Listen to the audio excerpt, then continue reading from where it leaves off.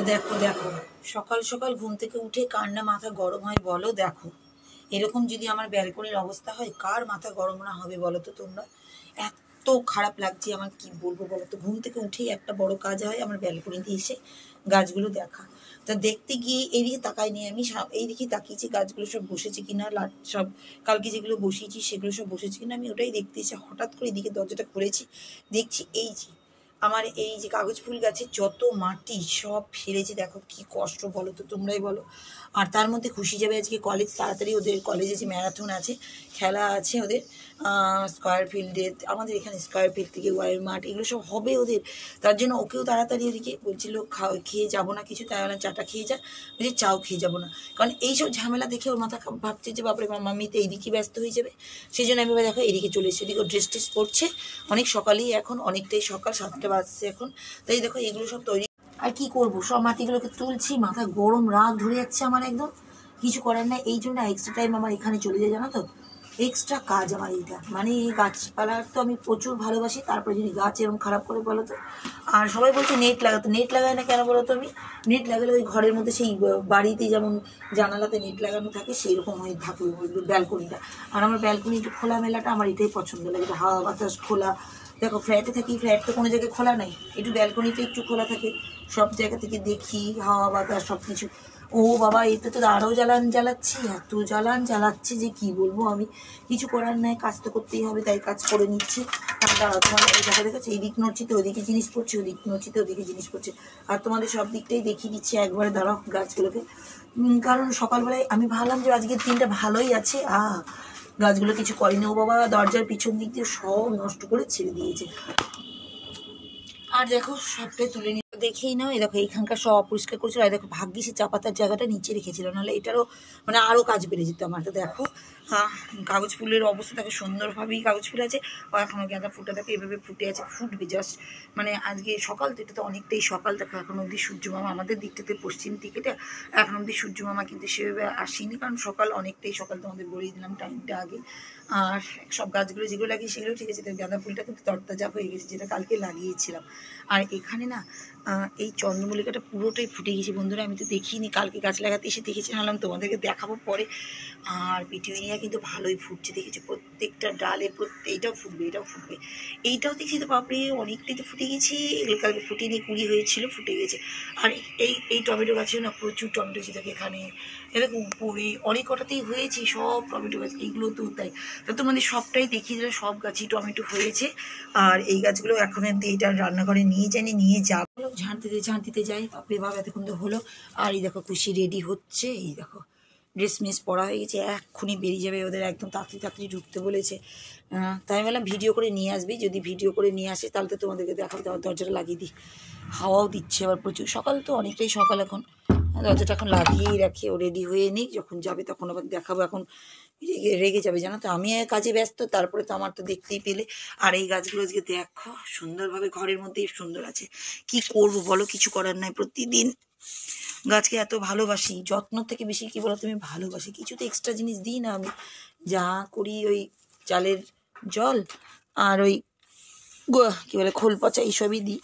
তাই দেখো সব রাখা থাকলো এখানে। আর মেয়েটা রেডি হয়ে যাক, যখন যাবে তখন আর নিজের কাজটা শেষ হতে দেরি হয়ে যাবে, নাহলে তো লেট হয়ে গেলে আবার একটা মুশকিল ব্যাপার জানো তো। আর এই দেখো বেরিয়ে যাচ্ছে হড়বড় হড়বড় করে, দেরি হয়ে গেছে বলছে। আমার কাজ হচ্ছে এই যে জল টল দেওয়া হলো, এখন এগুলোকে মুছবো, সার্ফ টার্ফ দিয়ে সকালবেলা না এগুলোকে আরেকবার মুছিয়ে দিই, একটু সব জল টল দিয়ে ঝাঁটঝুট দেওয়া হলো।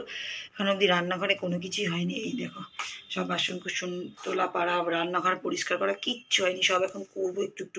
আর ও যখন চলেই গেছে আমি তখন একবারে দেখো চাদরটা পেতেই নিই, চাদরটা তুলবো ভাবছিলাম, তা সকাল সকাল তো টাইম পাই না, কারণ শুয়ে থাকি, বাপরে বাপ কি বলবে তোমরা। তার সেই ফাঁকে আজকে এই ঘরটা তুলে দিয়ে, আর ওই ঘরটা তোলা হবে, ও শুয়ে আছে আর একজনে উঠুক, তারপরে ওই ঘরটা তোলা হবে, দুটো বেড কভারই তোলা হবে। তা দেখো না লেপ তোর করে সব কিছু গুছাই আর নিচে নামিয়ে রাখি, দিয়ে চাদরটা পেতে নিই, তারপরে দেখাচ্ছি। আর কি বলতো, চাদর টাদর পাল্টিয়ে দিলে না কি যে ভালো লাগে তার ঠিক নেই। তাই দেখো সবটাই পাল্টিয়ে দিলাম, আর একদম এগুলোকে একটু গুছিয়ে রেখে দিই। দেখেছো আমি কত মোটা একটা জ্যাকেট পরে আছি, খুব ঠান্ডা, সকালবেলায় আমি একটু পরেই থাকি। আর পুতুলটা ভাবছি এখানে রাখবো, এখানে রাখলে দারুণ সুন্দর লাগছে দেখো। দারুণ সুন্দর হয়েছে। এটা পুতুলটা খুব ভালো লাগে, সাজানোর জন্য খুব সুন্দর। দেখো এখানকার কাজ পুরো কমপ্লিট করে নিলাম। এবার চলে যাবো রান্নাঘরে। রান্নাঘরে কিন্তু এখন অবধি কি বলে কোনো কিছুই করিনি। তোমাদের তো বললাম পরিষ্কার করেও নি। আগে চলে আসলাম ঘর পরিষ্কার করতে। ঘর পরিষ্কার থাকলে দেখো কত সুন্দর লাগছে না। দেখো চাদরটা পাতার পরে কত সুন্দর লাগছে। গাছগুলো দেখো কত, ও হো, ওই দেখো তোমাদের ক্যামেরায় দেখাতে দেখাতে দেখেছো ছোট্ট পাঁচ বালিশটা। এই দেখো এটা তো পড়েই আছে, দেখিনি। এটা ভীষণ প্রয়োজন, জানো তো, ফোন টোন দেখার জন্য খুব সুবিধা হয় আমাদের। তো দেখো সবটাই দেখছি, আর গাছগুলো কত সুন্দর লাগছে না, দারুণ লাগছে। আর বাইরেও দেখো রোদ্দুর সুন্দর উঠছে আস্তে আস্তে করে। তো যাই হোক এইসব করে নিয়ে এবার যাই রান্নাঘরে, একটু করে কাজ করে রান্নাগুলো চাপিয়ে নিয়ে, কত সুন্দর লাগছে। মেরে দিলাম, প্রচুর হাওয়া বইছে। আর দিকে দেখলাম একটা বিড়াল না রোদ পাচ্ছে, চলো তোমাদের দেখাচ্ছি। পালাবে, আমার এই পালানোর জন্য এই দেখো বসে আছে, দেখেছি প্রচুর রোদ্দুরের দিক থেকে। তো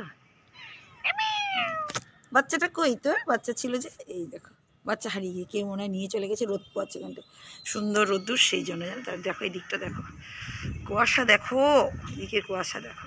এই দেখো ওই দিক দিয়ে বোঝা যায় না, এই রোদটা পড়ছে তো, তাতে কুয়াশাটা কিন্তু ভালো বোঝা যাচ্ছে, ঠিক আছে। দেখো এই দেখো বাবারে। আর আমারও খুব ঠান্ডা, চাদর মাদর নিয়ে এসছি, কানমান পুরো ঢাকা। দেখো মেয়া পুষিটাকে দেখিয়ে দিলাম তোমাদের। চলো নিচে যাই, এদিকে অনেক গাছ, ওইদিকে তো অনেক হয়েছে, তা তোমাদের দেখিয়ে দিলাম বিড়ালটা। তো চলো, এই দেখো এতক্ষণ পরে চাটা করলাম, আর ওদিকে ভাতটা চাপিয়ে রেখেছি। তাই এবার চলে যাবো চা আর বিস্কুট নিয়ে চা খেতে। তোমাদের ভিডিও দেখবো, কিছুটা চালিয়ে রাখি, ভিডিও দেখবো, আমার ভিডিও কিছুটা ছাড়বো। অনেক কাজ জানো তো, এখন অব্দি জলগুলো ভরা হয়নি, ভাবলাম যে পরেই করবো, আর কতক্ষণ কাজ করবো বুঝতেই পারছো। আমি অনেকটা লেটেই চা খাই, অনেকটা লেট করেই চা খাই, কারণ ওষুধ খাই তো সকালবেলায়। সেটার জন্য ওষুধ খাওয়ার পরে চা খাওয়াটা, কোনো কিছু খাওয়াটা উচিত না, খালি পেট রাখা উচিত। তা সেই জন্য আমি দেরি করি। আর সেই জন্য এই দেখো চা বিস্কুট প্লেটটা বার করি, নিয়ে এখন আমি চলে যাই চা খেতে। ধরা বসে পড়েছি সেই আমার আপন জায়গা, একদম ফেভারিট জায়গা। তা দেখো বেশ কিছুটা আলু নিয়ে নিয়েছি। আমি জানি না এতটা আলু লাগবে কিনা, ভেবেছিলাম অন্যরকম রান্না করবো, হয়ে যাচ্ছে অন্যরকম।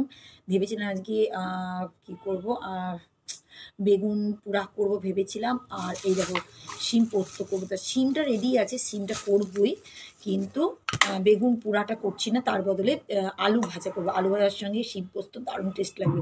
তা ফটাফট করে কেটে নিয়ে তোমাদেরকে একটু করে দেখি। এই দেখো বেশ কিছুটা পেঁয়াজ আর লঙ্কা দিয়ে দিয়েছি, আর একটু দেখেছো কালো জিরে, এগুলো কালো জিরে দিয়েছি। কালো জিরে দিয়ে দিলে না ভালো। আর দেখো আলু কেটে নিয়ে এসেছি, আলু কাটা তো এখনো শিম কাটা হয়নি।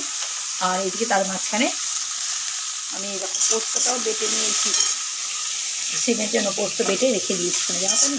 আর ওদিকে তোমার দাদাভাই আবার রেডি হয়ে গেছে, ও বেড়াবে, ওদের স্কুলে আজকে খেলাধুলা।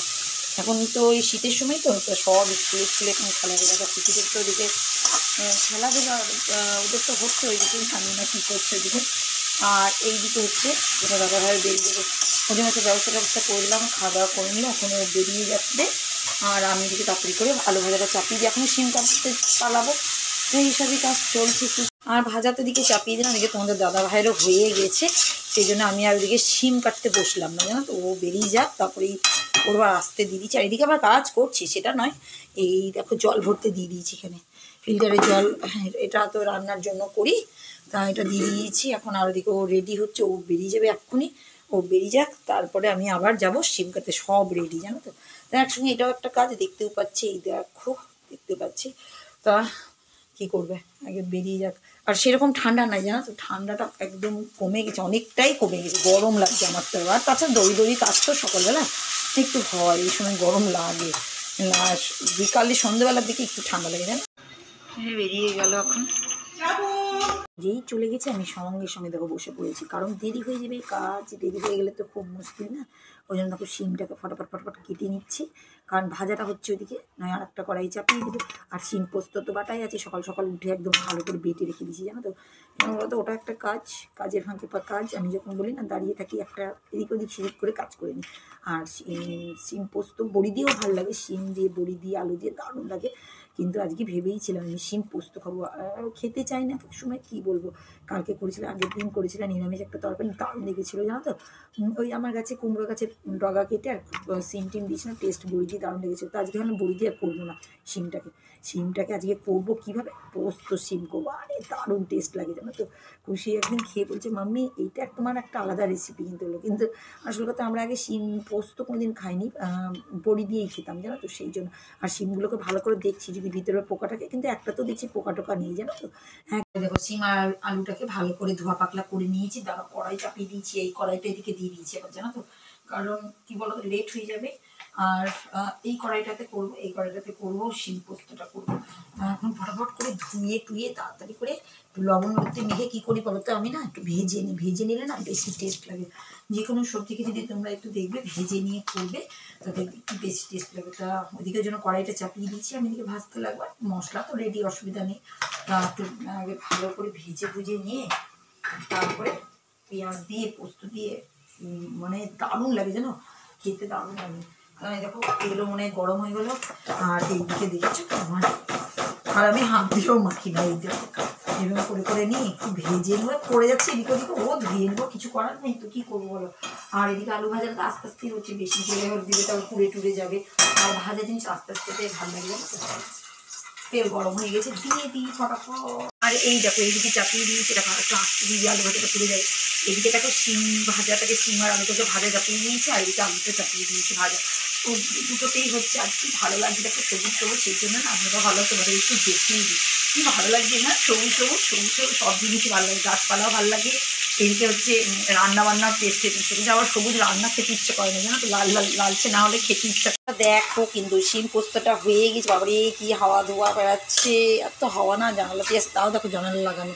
শিম পোস্তটা হয়ে গেছে, আর আমি না আসতে দিয়ে চলে গেছিলাম আমি টিফিন করতে, ততক্ষণ রান্নাটাও হয়ে গেল। আর এখন আমি চাপিয়ে দিয়েছি ওইদিকে, ওই দেখো গরম জল করতে, আওয়াজ শুনেছো, বাপরে বাপ। তা দেখো এটাও হয়ে গেল, তোমাদের দেখিয়ে দিলাম। আর এখন আমি গরম জল খেয়ে চলে যাবো, এখন আমি স্নান করতে, স্নান টান করে এসে তারপরে আবার রাত্রেবেলা রুটি মুটি করবো, ওইসব কাজ এক্সট্রা।